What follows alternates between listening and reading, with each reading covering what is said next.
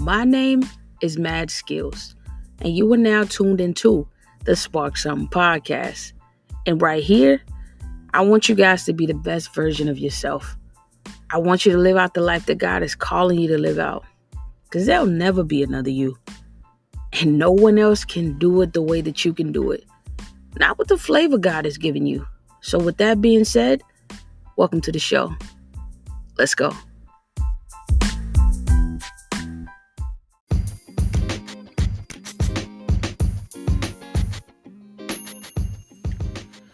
So, in dealing with my heart and God taking me on this journey of just transitioning through life, finding my why, and my why being greater than my distractions, my why being greater than the thoughts that I thought towards myself growing up, my thoughts being greater than anything anyone has ever spoken over me. Finding my why was one of the toughest things, because it goes against everything that I've gone through in my life. Because it's a voice that's louder than the thoughts that still to this day run through my mind. The thoughts that I still have to speak out loud and say, we're not there no more. We're not there. We love ourselves now. Like that. The affirmations that I have to speak out loud, because my thoughts will run rampant if I don't catch them. If I don't catch my thoughts, they will just go. If I don't have anything to think outside of the negativity, if I don't have any positive things to think that trumps the negative thoughts, the distractions, my life will be upside down, and I can't even come to you guys and talk about sparking anything, because I ain't dealing with me. I'm not dealing with me. I'm not allowing God to deal with me. I'm not walking my own journey. I can't. If I haven't dealt with my issues and my brokenness and the things that I have been carrying, I can't come to you guys and try to speak life into you and tell you about going through life and change being normal. And I can't, if I haven't accepted that I am no longer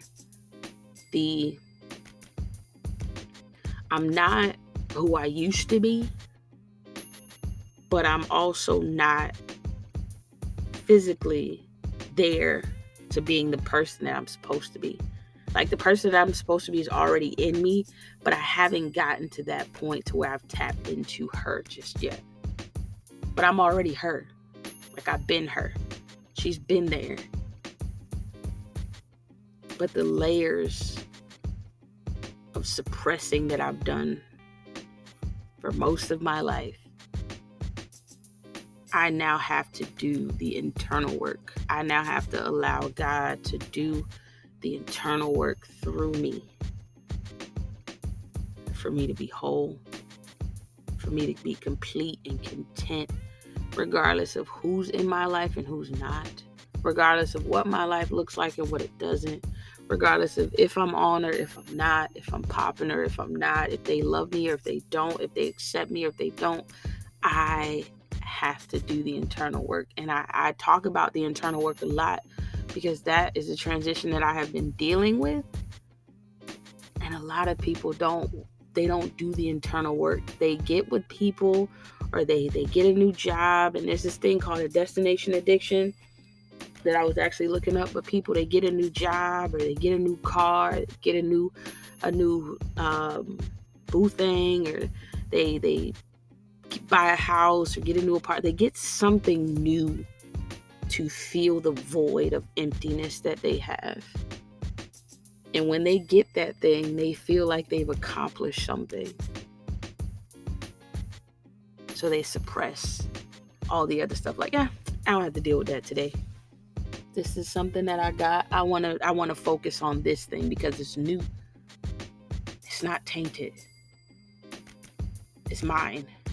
But everything else that I got to deal with that's internal, I can stuff that down a little bit longer. Or I can that's not even there. Whatever. I'm grown. All of that childhood stuff, it is what it is. It's not. It's not. It's not. So find your why. Accept that change is inevitable. Third thing, learn to identify and express your feelings. That wasn't always the hardest thing for me, but one of the hardest things was for me to actually see the way that I was wrong in a situation and feeling like I needed to defend it, or seeing that I was hurt and feeling like I needed to defend myself. I'm gonna say that. Feeling like I needed to defend myself. That has been the toughest thing for me. Being defensive. Being on the defensive side. I talked about my marriage. I talked about my marriage. I talked about my relationship with Anthony. And I'm realizing that I don't always have to be defensive. I'm telling you guys this. But it's tough. It's tough. This transition of not being defensive is tough. And I talk about my marriage because this is one of the most influential relationships I've had with anyone. Because it pulls so much out of me. It draws so much out of me. It's like a mirror. It's crazy. But feeling like I don't always have to defend myself with him. Feeling like I have a partner. Feeling like I can actually come and pour out myself and also apologize when I'm wrong. When I know that I'm wrong. When I've found out that I've hurt someone, to apologize. And not try to defend myself. So I'm learning. I need room to grow and room to learn. And I feel like once we get to a certain point in a certain age, we don't give people the space or the room to make mistakes or the room to grow because, you're old enough to know right from wrong. You're supposed to know this. But we never, even as children, when we were younger, we got the space to grow and to learn, mainly in a classroom, because that's what it was for. When we were home, growing and learning, we also got that, but our parents didn't go through college to learn how to teach us to do certain things. They were learning, they learned from the experiences that they had growing up. And then we had teachers that we were actually in a room, in a classroom, that gave us the space to learn. And even some of us who were in school and we went through tutoring. Tutoring was a space that we actually had that gave us the opportunity to learn even more than what we were learning in the classroom. What I'm saying is we have to have the space to be able to make mistakes and learn from our mistakes. That's if we are willing to do so. Learning from our mistakes means not always trying to defend yourself when you're offended. Sometimes it's just listening and understanding and being empathetic of someone else's feelings and emotions, apologizing and accepting the fact that you are not right 100% of the time. And I'm learning that every day. I'm learning that daily. Next thing is expect to feel uncomfortable during your transitional period through life. Did I mention in episode previous to this one that this is probably the most uncomfortable season of my life? I think I mentioned that. I don't think I have to say much about that. And explaining every step that I'm explaining, this is why it's so uncomfortable, is learning.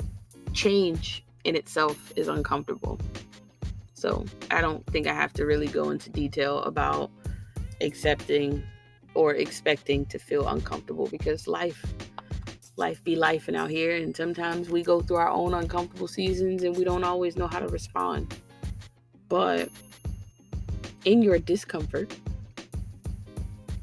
that's another thing that I'm learning, that during my transitional period through life, in my discomfort is learning how to respond. And how not to respond.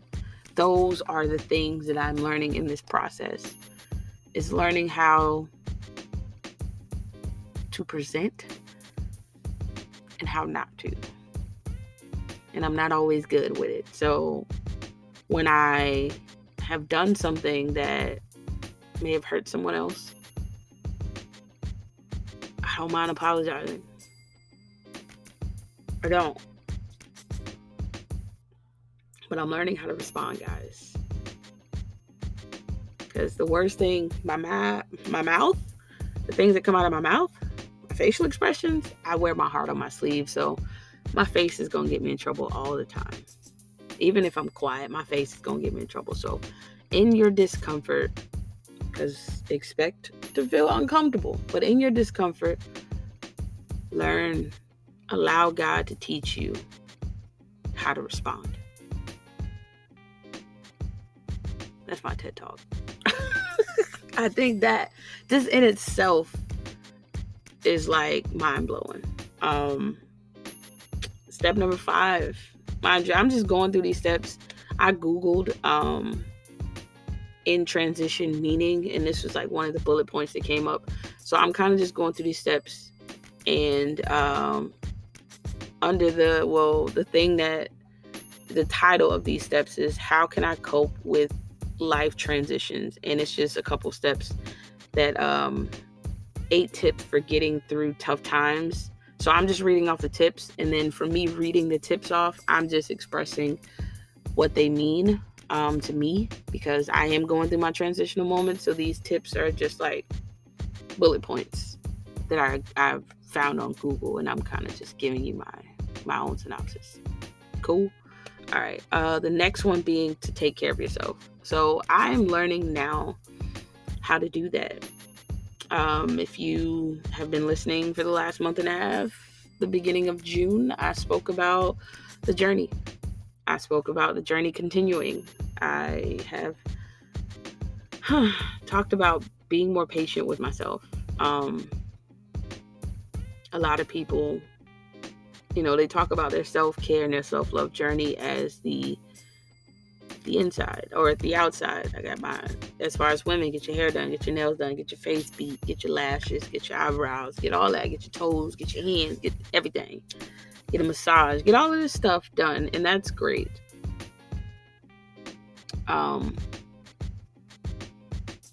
But take care of you.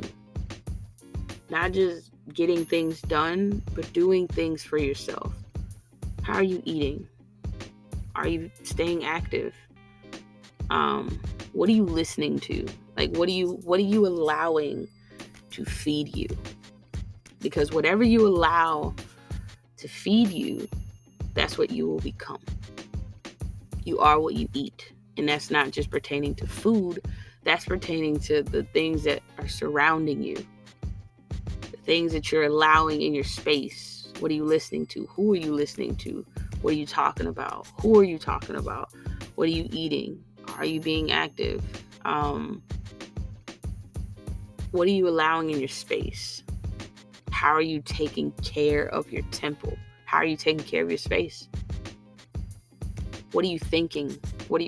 Think about what you're thinking about. What are your thoughts? And I mentioned this before. What are your thoughts? Your thoughts are going to affect you. How do you think about yourself? How do you see yourself? How do you view yourself? Take care of you. Learn to love you. All your imperfections, all your flaws. God gave you these things for a reason. And I'm not saying, the disrespect, all of that other stuff. All I'm saying is take care of yourself. Take care of the outside as well as the inside. Because what is in a man comes out of a man. Take care of your temple. And that goes for the things that I just named. Listening to, talking about, what are you thinking about? How are you eating? Are you being active? Take care of your temple. Next thing, build a support system. So my thing is, one thing that God taught me is He will bring the people. The people that are supposed to be in your life, He will bring them.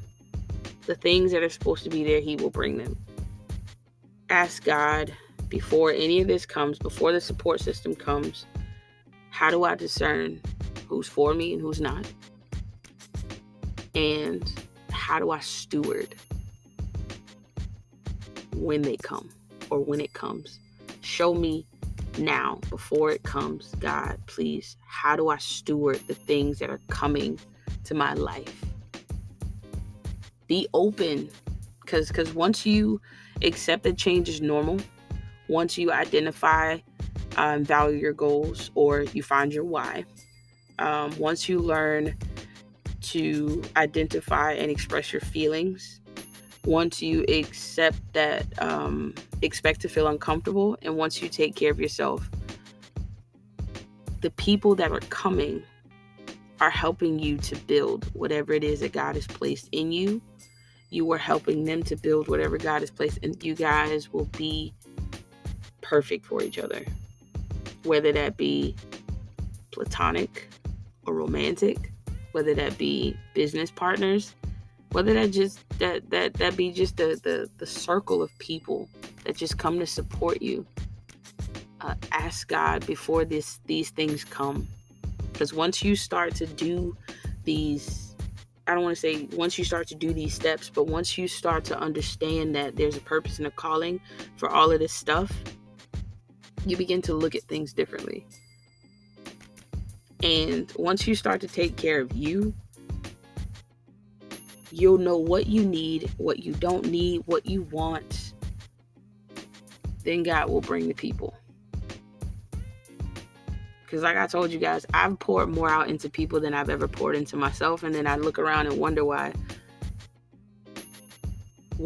why these people probably aren't going to pour into me the way I pour into them, because some of these people aren't supposed to be still here. Some of these people aren't supposed to be here at all. But God will bring the tribe. You just stay focused on praying and understanding what it is that God is doing and wants you to do in this transition through life. Don't hurry. Focus on the rewards. Don't hurry or focus on the rewards. So in this transition through life, when I first started, I was so ready to get to the end. And I remember having a conversation with my cousin. My cousin's like, look, see, you already ready to finish everything. And if your mind is so focused on the end, like, oh, what am I going to get out of this? If you're so focused on what are you going to get out of it, you won't even realize. And I mean, when I say what are you going to get out of it, I mean like the end of everything. Okay, it's like what's at the finish line.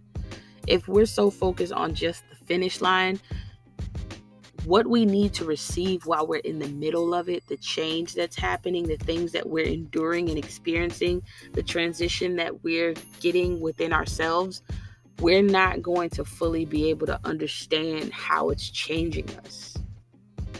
We're just going to be, oh, this is uncomfortable. I don't like this. I don't want to do this no more. And I'm there. I'm telling y'all this because I'm here. I'm there. That's me. That's me all day. God, I don't want to do this. This ain't fun. This is not what I expected. I've told God these things. And God is still like, but you asked me. You told me you wanted to be whole. So in order for you to be whole, you're going to have to go through something. Because there's pieces of you that you need to get rid of. There's things that you need to take on. And I can't just be, I'm focused, of course, on my wholeness. But in the process of me, like, that's the main goal. That's why I'm in the middle of my transition, is because I want to be whole. But in the process of being whole, what is it that I am getting out of all of this? I can't just focus on, all right, well, I'm going to look this way, I'm going to act this way, I'm going to do this, I'm going to be here, I'm going to be there. In the process of you getting to the stage, because I said this before, there's a journey that you have to go on to become. And that's one of my words, becoming. There's some becoming that has to happen before you can be that thing, that person. There's some things that you have to endure. So don't just focus on just the reward and what's coming.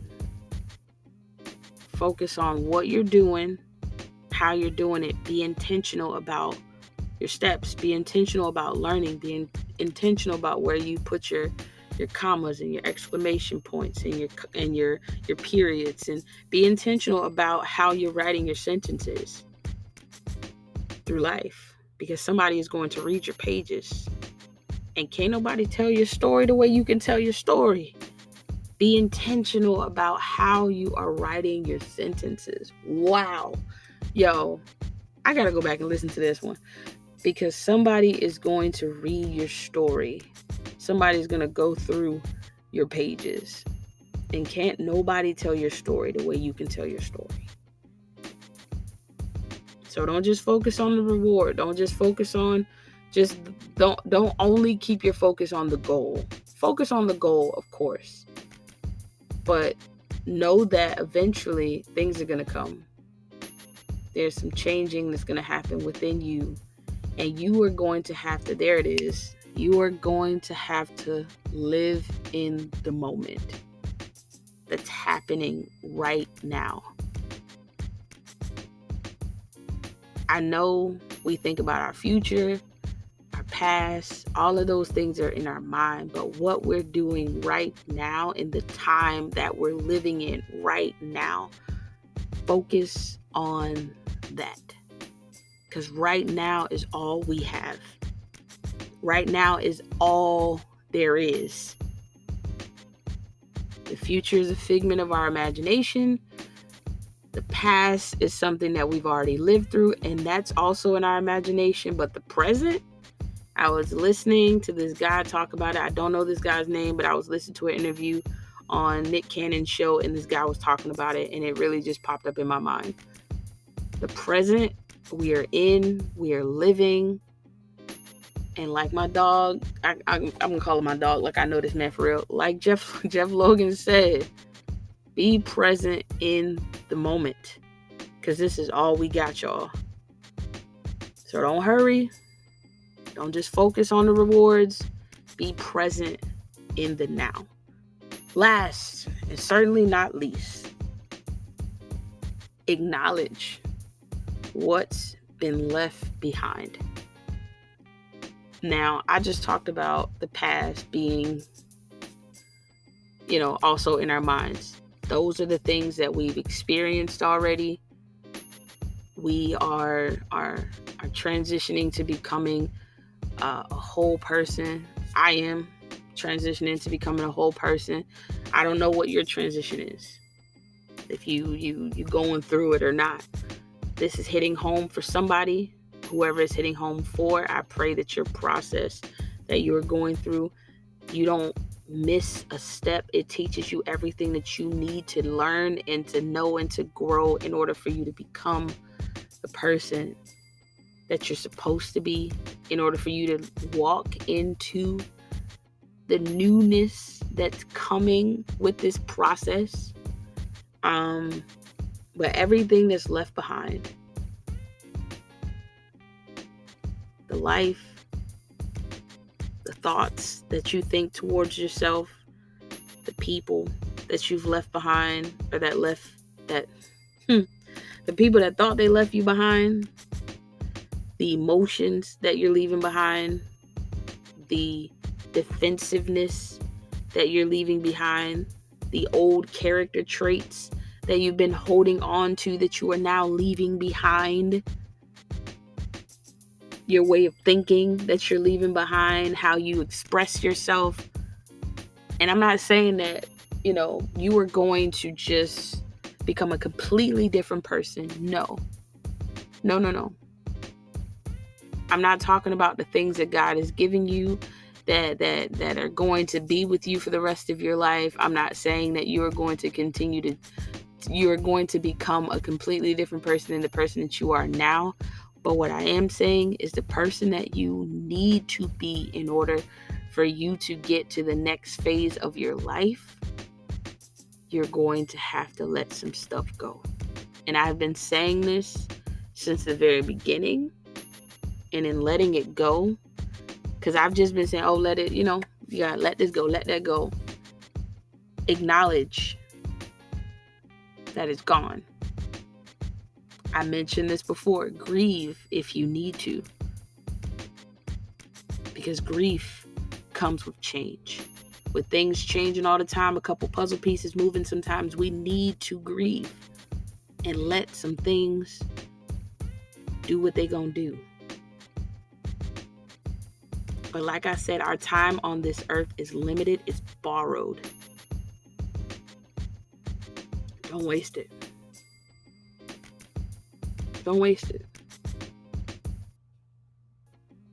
This transition through life, this life in the parentheses, this life in the parameters of change that's happening daily, allow it to do whatever it needs to do to make you better. Allow it to do whatever it needs to do to make you whole. I'm going back to listen to this because I'm going to need this. I needed somebody to tell me what I'm telling y'all. God be dropping gems and I'll say it out loud and then God be like, there go your word. And I'll be like, yeah, that's it. I'm going to listen to this. But out of the 8 things that I literally found on Google and God just did his own thing, I'm going to run back through them one more time. Number 1. Okay, hold on. This is how can I cope with life's transitions? That's the title of it. Now, I just Googled in transition meaning, like N-I-N, and just transition and then the meaning of that.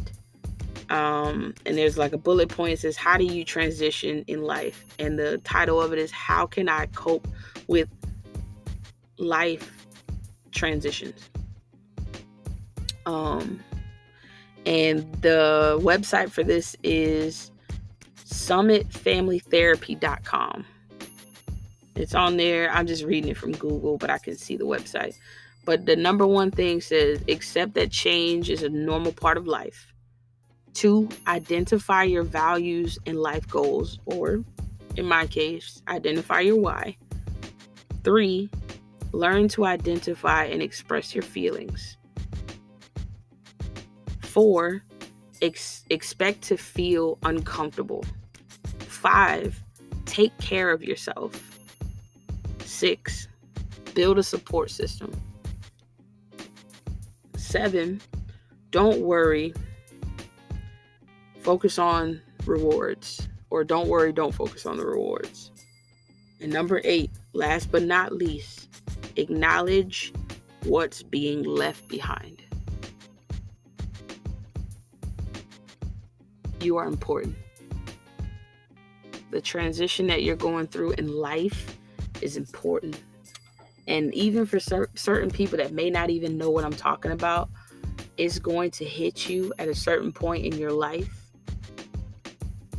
And it's going to be interesting. It's a journey, y'all.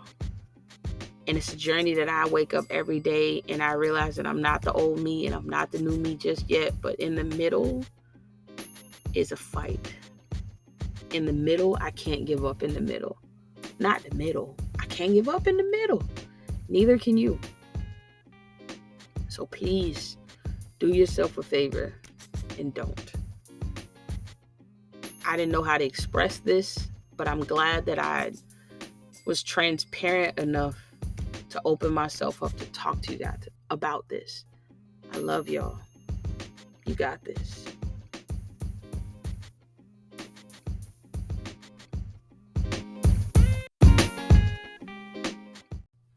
Guys, so that was part 2 of transitioning through my journey. Thank you guys. Thank you